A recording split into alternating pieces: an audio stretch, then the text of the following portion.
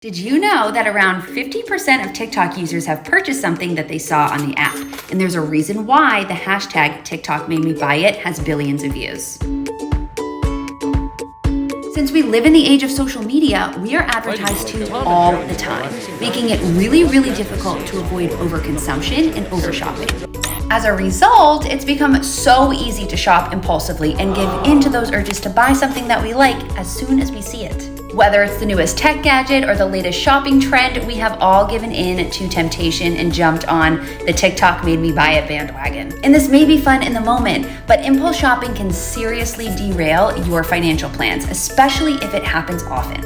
To help avoid impulse purchases, you need to implement the 24-hour rule. Basically, this means that when you see something that you want to buy, you wait 24 hours before you actually purchase it.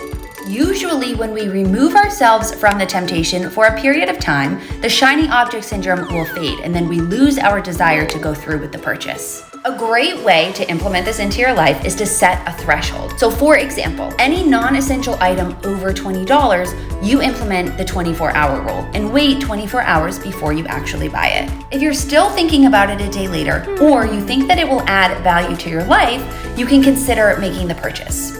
But if it's lost its sparkle, move on. And if you want to take it a step further, you can transfer that same amount into your savings instead.